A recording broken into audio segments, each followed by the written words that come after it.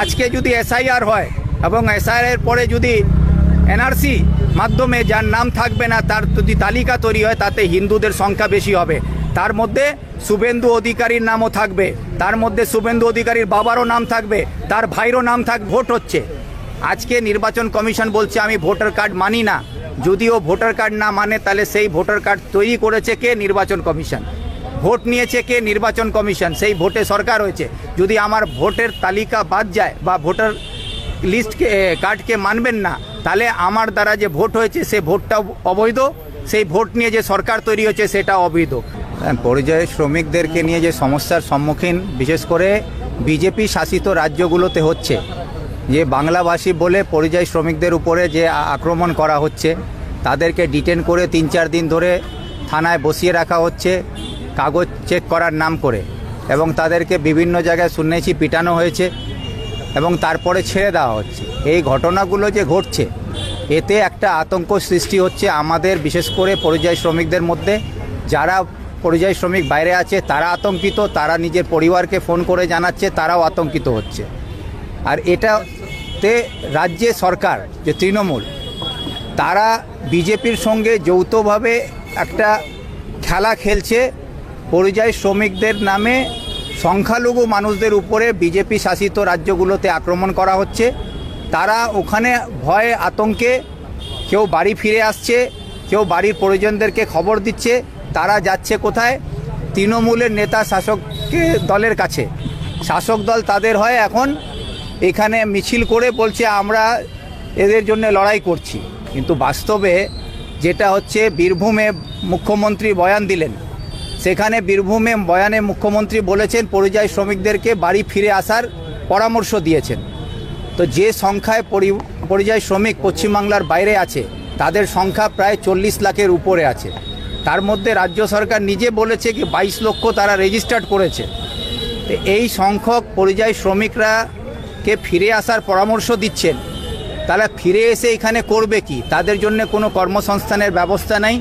বিগত 15 বছর ধরে মুখ্যমন্ত্রী এই এলাকার মানুষদের জন্যে বা পরিযায়ী শ্রমিকদের জন্যে কোনো স্মল স্কেল ইন্ডাস্ট্রি হোক বা ক্ষুদ্র শিল্পর ব্যবস্থা হোক, কোনো রকম রোজগারের ব্যবস্থা করতে পারেননি। কিন্তু আজকে সামনে ভোটকে কেন্দ্র করে আগামী 26-এ যাতে সংখ্যালঘু ভোটটা মমতার খাতায় যায়, সেই জন্যে তার শরিক দল বিজেপিকে হাত দিয়ে বিজেপি শাসিত রাজ্যগুলোতে সংখ্যালঘু পরিযায়ী শ্রমিক বাঙালি ভাষী বলে তাদের উপরে হামলা করা হচ্ছে।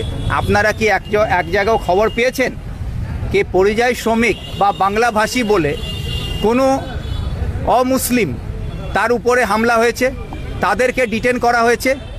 এখন অবধি এরকম খবর আমি পাইনি। কিন্তু রিপাবলিক বাংলাতে পরিষ্কার একটা নিউজ চ্যানেলে দেখলাম কে তারা বাঙালি এলাকাগুলোতে গিয়ে বাঙালি বাজারে গেছে, সেখানে গিয়ে জিজ্ঞেস করছে আপনাদের উপরে কোনো আক্রমণ হচ্ছে? তারা পরিষ্কার বলছে আমরা বাংলা থেকে বেশি ভালো এখানে আছি, আমাদের উপরে কোনো আঘাত আসছে না, কোনো সমস্যা নাই। কিন্তু উল্টো দিকে পরিযায়ী শ্রমিক যারা সংখ্যালঘু তাদের উপরেই হামলা হচ্ছে। এটা পরিষ্কার বোঝা যাচ্ছে কি মমতা মোদির একটা খেলা, যাতে আমাদের এলাকা থেকে যে পরিযায়ী শ্রমিকরা ছোট ছোট কলকারখানা থেকে কাজ করে তাদেরকে হয়রান করা, তাদের উপর অত্যাচার করা, যাতে মুসলিম ভোটটা এখানে মমতার খাতায় যায়, এই ব্যবস্থা করা হচ্ছে, আর কিছু না।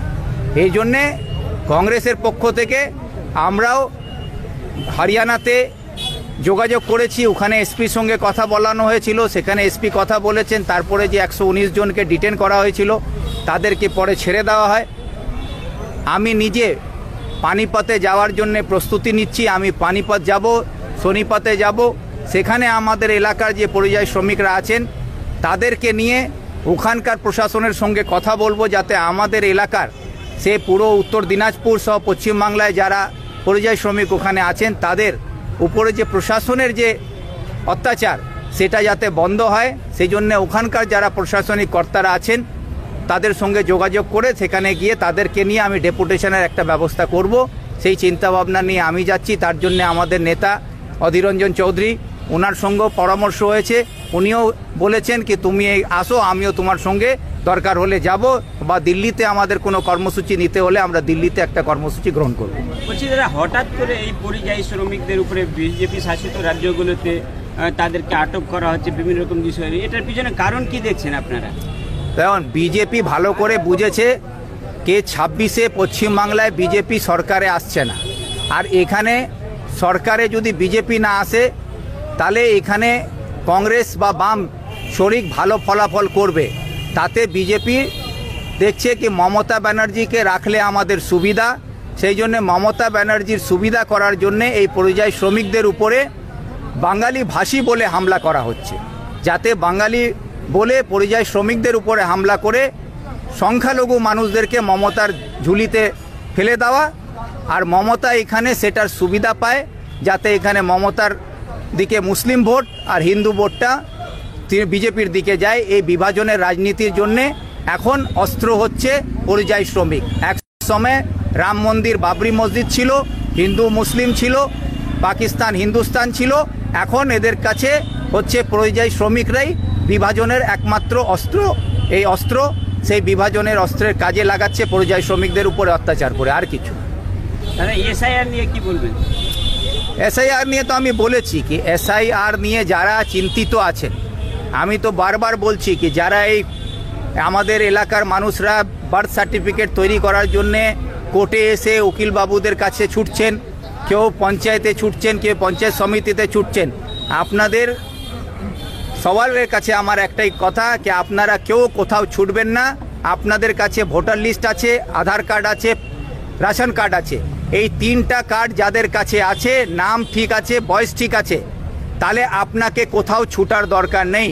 কেন কি যে নির্বাচন কমিশন আজকে আপনাদের ভোটার কার্ড তৈরি করে দিয়েছে, সেই ভোটার কার্ড দিয়ে ভোট হচ্ছে। আজকে নির্বাচন কমিশন বলছে আমি ভোটার কার্ড মানি না, যদিও ভোটার কার্ড না মানে তাহলে সেই ভোটার কার্ড তৈরি করেছে কে? নির্বাচন কমিশন। ভোট নিয়েছে কে? নির্বাচন কমিশন। সেই ভোটে সরকার হয়েছে। যদি আমার ভোটের তালিকা বাদ যায় বা ভোটার লিস্টকে কার্ডকে মানবেন না, তাহলে আমার দ্বারা যে ভোট হয়েছে সে ভোটটাও অবৈধ, সেই ভোট নিয়ে যে সরকার তৈরি হয়েছে সেটা অবৈধ। তাহলে বিগত 24-এ যে সরকার তৈরি হয়েছে সেই সরকারটাকে আগে অবৈধ ঘোষণা করতে হবে। দ্বিতীয় কথা হচ্ছে আধার কার্ড সমস্ত কাগজের সঙ্গে লিঙ্ক করে দেওয়া হয়েছে। কে করেছে? 2014-তে মোদী সরকার আসার পরে তারা করেছে কি আধার কার্ডকে সমস্ত জায়গায় লিঙ্ক করতে হবে। আজকে আধার কার্ড সব জায়গায় লিঙ্ক হয়েছে, আবার বলছে আমি আধার কার্ড মানব না। আজকে বিজেপি সরকার বলছে কি 80 কোটি মানুষকে আমরা রেশন দিচ্ছি। তা আপনি 80 কোটি মানুষকে যে রেশন দিচ্ছেন, বাংলাদেশিকে তো রেশন দিচ্ছেন না, আপনারা ভারতের নাগরিককে রেশন দিচ্ছেন, যাদেরকে আপনারা রেশন কার্ড দিয়েছেন। তো রেশন কার্ড দেখেই 80 কোটি মানুষকে রেশন কার্ড দেওয়া হচ্ছে। তাহলে এই রেশন দিচ্ছেন কিসের ভিত্তিতে? রেশন কার্ডের ভিত্তিতে। তো তাহলে আপনি এই রেশন কার্ডকে মানবেন না কেন? যদি না মানেন তাহলে এই 80 কোটিকে কোন ভিত্তিতে আপনি রেশন দিচ্ছেন তার জবাব সরকার দেবে না? সেই জন্য আমি আপনাদেরকে বলি যে কোনো মানুষকে কোনো বার্থ সার্টিফিকেট তৈরি করা দরকার নেই, কোনো কাগজ ঠিক করা দরকার নেই।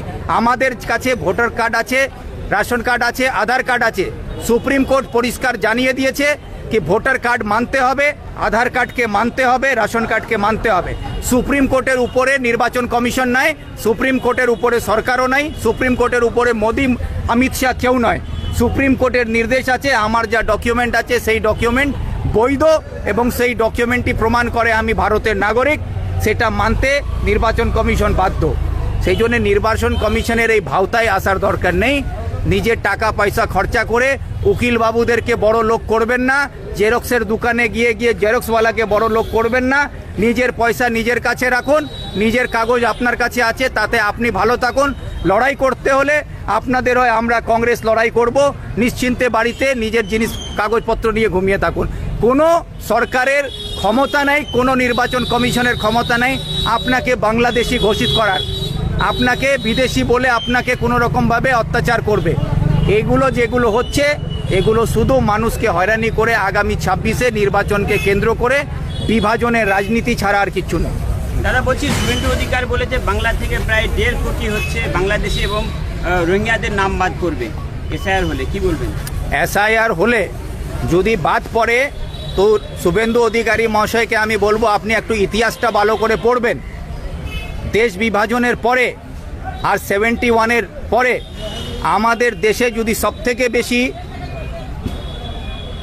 ওপার থেকে এপারে যদি মানুষ এসে থাকে তার মধ্যে হিন্দু সম্প্রদায়ের মানুষরা এখানে এসেছিলেন। মুসলমানরা যখন 47 সালে যখন পাকিস্তান হিন্দুস্তানের বিভাজন হয়েছিল, যারা পাকিস্তানে যেতে চাইছিলেন মুসলমানরা তারা পাকিস্তানে চলে গেছেন। আমরা যারা এখানে আছি আমরা by birth and by choice আমরা ইন্ডিয়ান আছি। আমরা নিজে জন্মগ্রহণ করেছি এবং আমরা এখানে নিজের ইচ্ছায় আমরা আছি, সেটা আমাদের। কিন্তু যারা ওপার থেকে এপারে এসেছিলেন বাংলাদেশ থেকে তার মধ্যে বাঙালি হিন্দুরা এসেছিলেন। আজকে যদি এসআইআর হয় এবং এসআইআর পরে যদি এনআরসি মাধ্যমে যার নাম থাকবে না তার যদি তালিকা তৈরি হয় তাতে হিন্দুদের সংখ্যা বেশি হবে। তার মধ্যে শুভেন্দু অধিকারীর নামও থাকবে, তার মধ্যে শুভেন্দু অধিকারীর বাবারও নাম থাকবে, তার ভাইরও নাম থাকবে। যদি বাংলা ছেড়ে পালাতে হয় না তো প্রথমে শুভেন্দু অধিকারী এবং তার পরিবারকে পালাতে হবে। সেই জন্য এটা সাবধান থাকুন। আপনি বাঙালি হিসাবে পশ্চিমবাংলায় থাকছেন, আপনিও শান্তিতে থাকুন, বাংলাকেও শান্তিতে থাকতে দিন, এই বলতে চাই আমি।